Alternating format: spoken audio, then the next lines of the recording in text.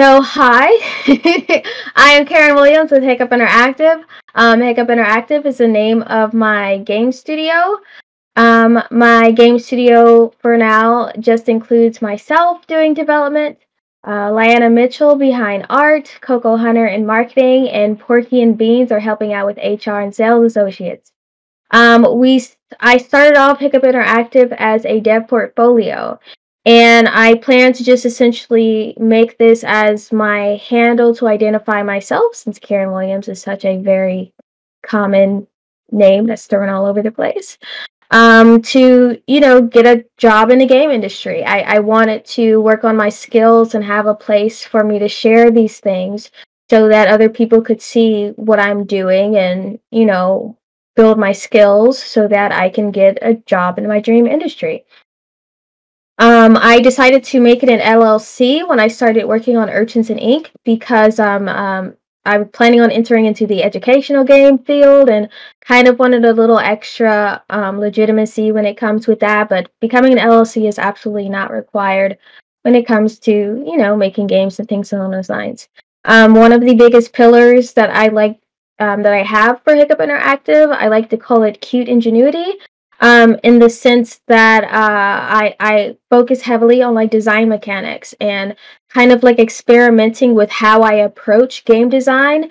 Making it appealing in an unexpected way in order to incorporate like either a skill or learning empathy. I feel like games are an amazing media for learning empathy or for developing skills, and just kind of dressing it up with the game format makes it more attractive to something that someone may not necessarily go for by default. So one of the biggest things I did cute ingenuity with was Urchins and Ink. Urchins and Ink is a 2D twin shooter that teaches Japanese. It's educational. It teaches katakana hiragana. I actually stream development of Urchins and Ink. Whenever that I started working more heavily on Urchins and Ink in 2020, and the pandemic happened and everything, I felt like streaming was a nice place for me to go to keep up with everything, with especially with working from home and things getting kind of heavy with that, and you know the walls kind of starting to look the same, and me talking to my cat every day wasn't necessarily motivating me enough to work on my game all the time. I felt like streaming was kind of like an outlet for me to keep progressing on Urchins and Ink. I really had a lot of goals and things that needed to be worked on for it, so it was just kind of like a way for me to buckle down and set that schedule. So I started publicly streaming the development in May 2020. So typically, if you want to work on your personal projects, a lot of times, especially if you're going into solo development, your functional social life and healthy sleep schedules tend to suffer quite a bit. A lot of times, if you've spoken to developers, especially if they have either a small team or if they're working by themselves, it becomes very all-encompassing. So a lot of times you either sacrifice your free time or you sacrifice your sleep, and that becomes kind of grueling despite how much that you might love it. So, let's get just in a general sense of what I mean when it comes to the pros and cons of just like indie projects in general. So I I love being an indie. I the portfolio thing actually did work out for me, and I have a day job where I work at a casino gaming company as a developer. So my day job, I use Unity every day and I program every day, and that's awesome and amazing. But I still want stuff to happen with Urchins and Ink, and coming home and being able to do what I love, the creative freedom to just go pivot any direction and do what I want is great. It's invigorating. I love it. I feel like I learned so much about myself and about the projects that I'm working on, and it honestly makes me really happy every time that I sit down and work on my project. So, like, anything within the indie field, trying out new things, learning new things, it's become an integral part of like what makes me happy in my day to day and my work schedule. But the cons tend to kind of stack up in a different way from like my day job. There's like a lack of accountability. I don't necessarily have anyone that's expecting me to finish something on a deadline or get through it or ever finish, to be honest. And despite how much I might love the project or that I'm so excited for it and all these things, sometimes passions wane.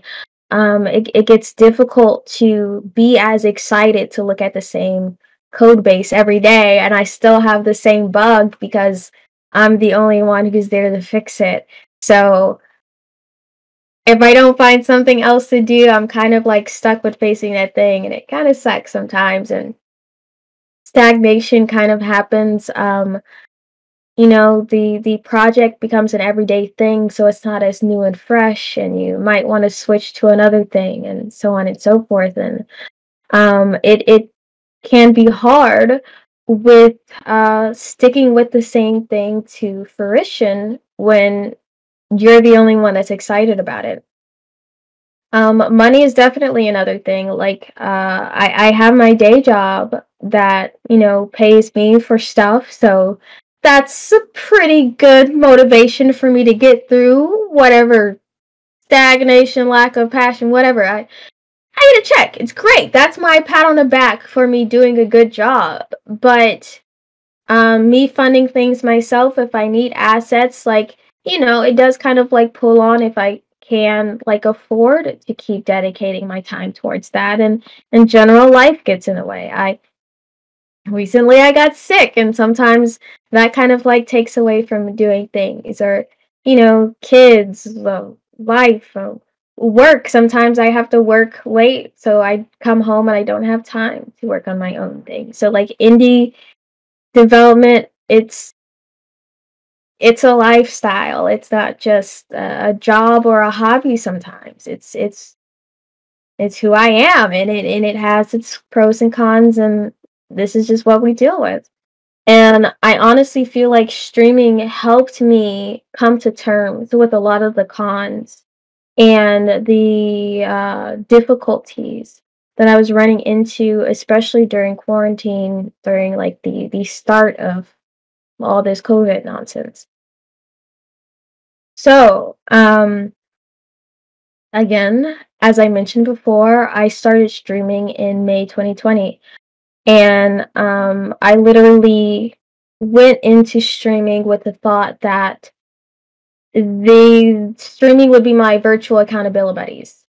Um, I wasn't going in expecting to, become have a ton of views and thousands of active viewers and all that other jazz. I just wanted to have a designated place, a designated location for me to work on my game, to think about my game, something like that. So it was in the same sense of like me going to work, and I go to my desk, and when I'm at my desk, I'm thinking about all the things that I need to do for my job and all the stuff that I have around. And but having that in my home for my own personal projects, especially with the context of like working from home, quarantine things. Like, instead of like, wanting to sit and play video games all the time, if I had this set schedule of just like, okay, I'm supposed to, you know stream. I just have a thing where it's like someone's kind of watching me, but not necessarily. It's just like this extra accountability of knowing that, like, all right, I have this expected thing, whether someone's there or not. Um, my goal was to work on my game, so it's different from going into streaming for the sake of becoming a streamer. Like, I'm not doing it for content creation. I'm doing it for, I guess, technically content creation, but a different type of content creation. More so just for specifically getting something thought about and extra drops in the bucket towards my project. The designated work time of just like, oh, I just want to stream at least for an hour, however so many times a day, keeps my project in a relatively forefront area of my mind. Whenever that I'm not working on it, like during my day and I'm thinking about things and I'm bouncing through stuff because I know that I'm streaming. Because passively, I think about these things a lot more frequently, even whenever that I may feel less enthusiastic about working on it because, like I said, life gets in the way. Um, one of the, I guess, more unexpected things is people actually pop into my stream. There's other people that do development as well. Like I did a little research of looking around at other people that develop, and people are generally supportive and they'll ask questions and they're curious about sharing their projects and so on and so forth. So it was great having those like-minded people of like not just my friend group that's supportive and familiar with my stuff of someone seeing what I was had going on. And honestly, some of the things that are in my game today came from some suggestions that viewers made that I hadn't thought about because I kind of had been looking at my game for so long, it just never really crossed my mind. So having that constant stream of potential new eyes on your project is invaluable. Like I have my go-to people that I show and I ask for things, but just some random person popping in and being like, "So what do you have going on here?" I have a new chance to practice like an elevator pitch of my project and refresh talking about it. It becomes fresh again to me to reintroduce what I'm doing to new viewers and so on. Um, Something else that I tend to do is that I try not to be heavy on myself that every time I'm streaming, I have to 100% be working on my game. Like there has to be productivity.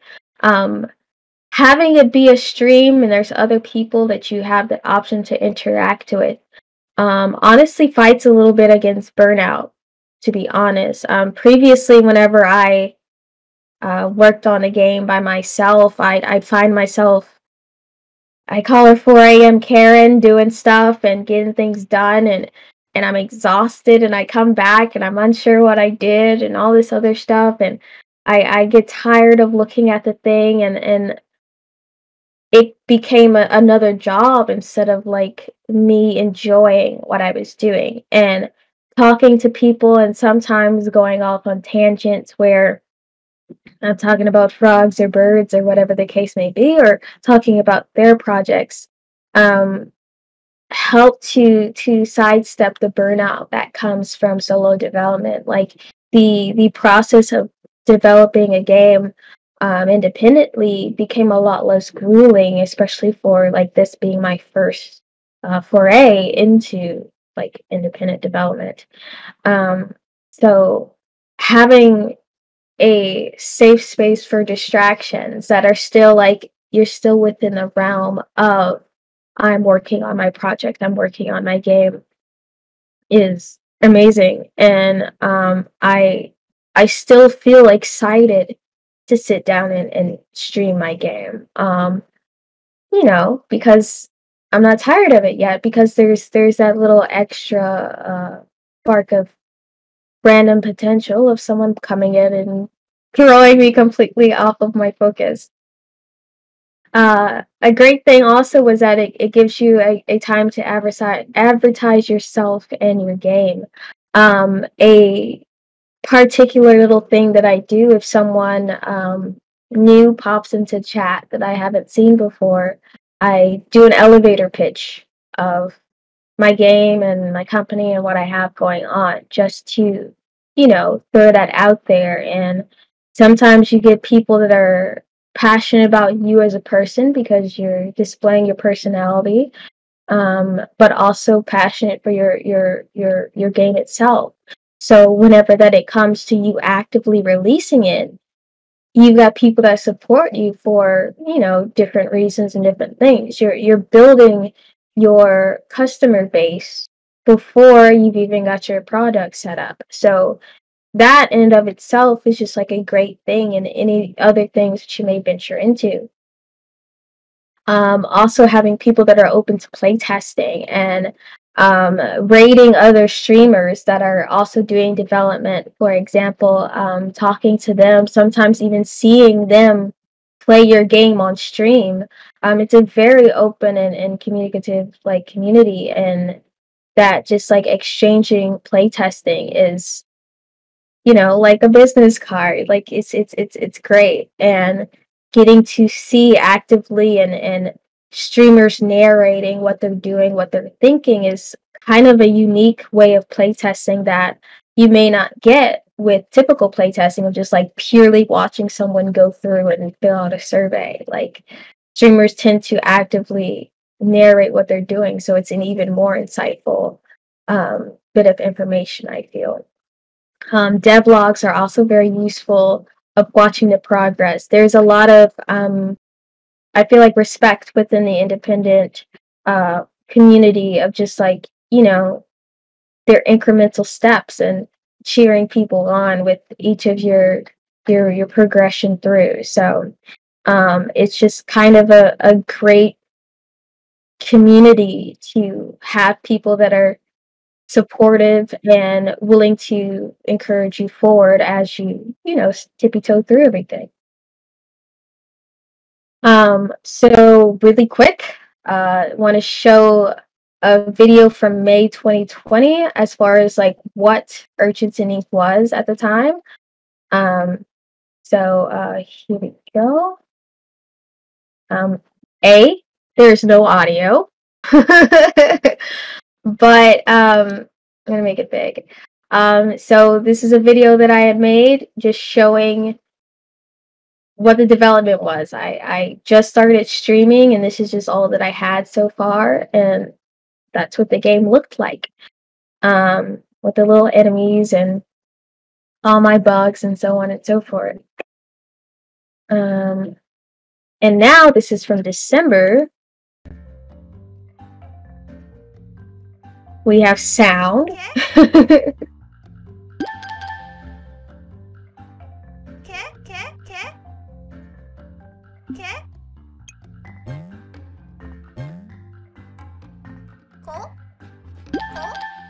So with working on the game, I essentially demonstrated each of these little steps, me updating the UI, me updating the animations, the sound effects, each of the baby steps. And, having a mini audience that's kind of cheering you on was amazing.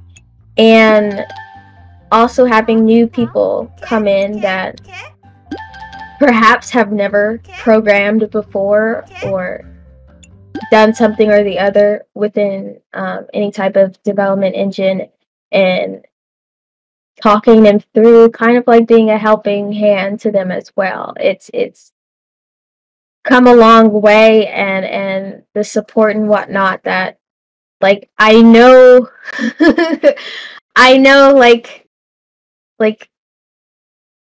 as an intangible thing, that I have people that support me and that cheer me on and everything, but like also seeing people, talking through each of the bitty bit steps there kind of is that much more encouraging and motivating as go from like the left to the right.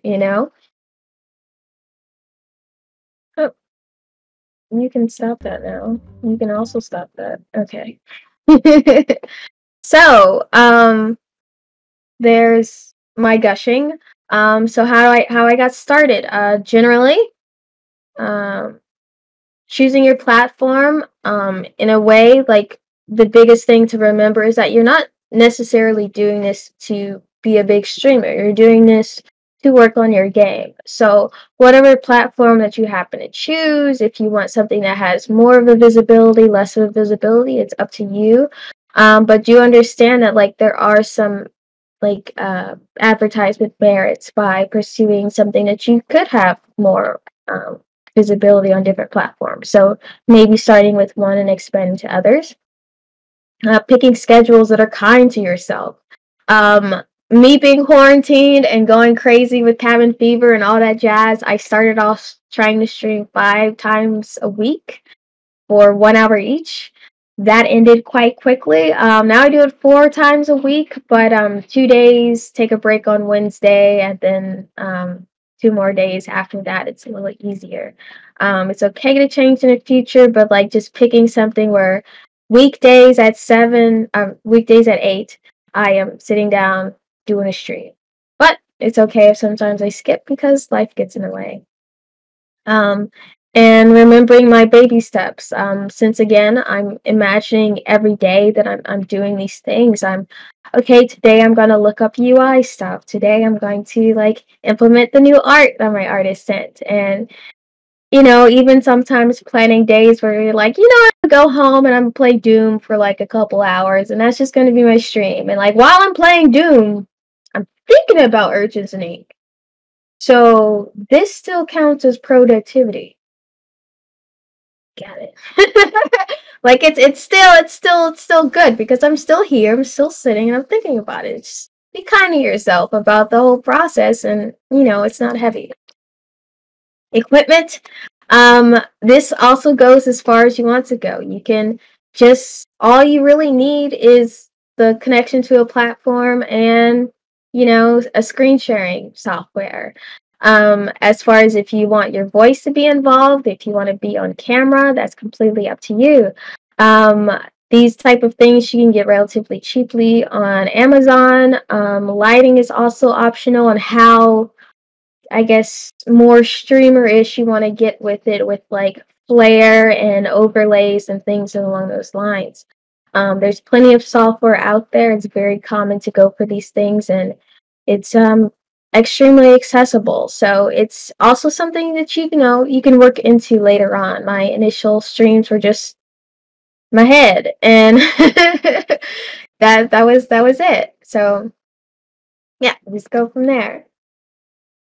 And further optional steps as you get further, as you develop things, like people do want to support you. So like things about like tips and Patreon, like that can also help out with like some of the funding that you might need. It may not be as much as like, you might not be able to quit your job necessarily since streaming isn't your full-time job, but you can use that to purchase some assets, set some things aside.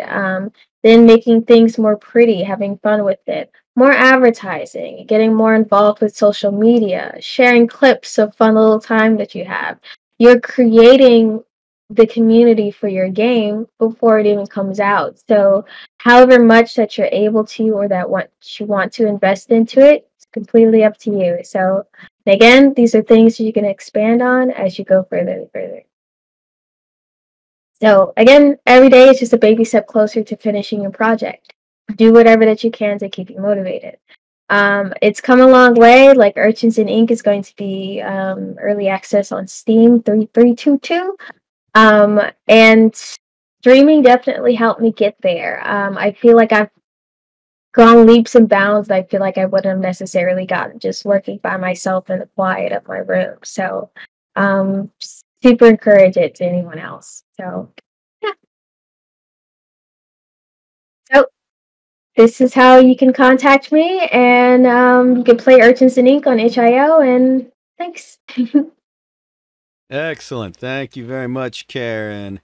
All right, if you have questions for Karen, you can put them in chat. You can join us in Discord voice in a little bit, but I do have a couple questions for Karen, so let's go ahead and ask them right now. So, Karen, you're primarily on Twitch. Why Twitch? I am. Honestly, I picked Twitch because it happened to be the easiest place for me to find other programming streamers. Like I do spend a lot of time on YouTube and I follow a lot of YouTubers, but finding other programmers was just like really easy on Twitch. So that's just kind of where I ended up settling and plan to space out, but where I started. By the way, we blew up Karen on the stream partly to scare Wonder Jay because that emote behind her is still getting to him. All right. Another question for you is that you have tried out a lot of new features on your streams, things that you have just implemented. I think in the past, even implemented during the stream. Are you ever worried about how this will look if something breaks, or do you find it a good way to test your games?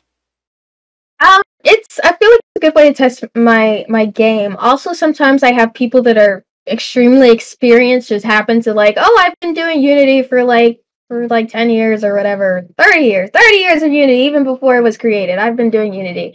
And like, oh, I know what that issue is. You should try this thing out. And like, I've got people that are helping me bug fix with, oh, I don't know why this thing is crashing. And they'll actively like, look up things in the background while I'm expecting this thing. So it's like I accidentally tripped upon a QA. Like it's great. And having little accidents.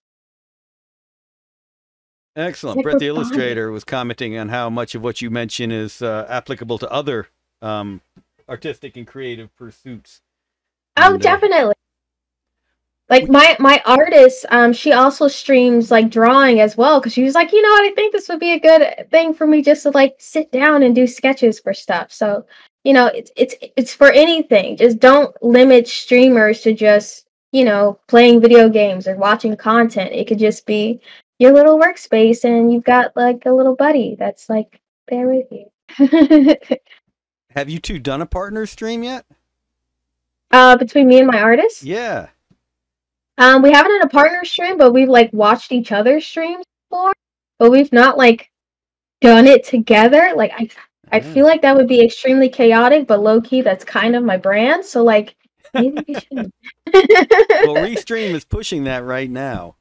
That they've got a whole new partners feature for two streamers to stream together.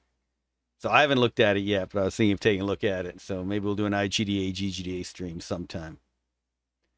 All right, we're going to put up Karen's contact info. Definitely check out the Urchins and Ink demo on itch.io and tune into her stream. Karen, thank you very much.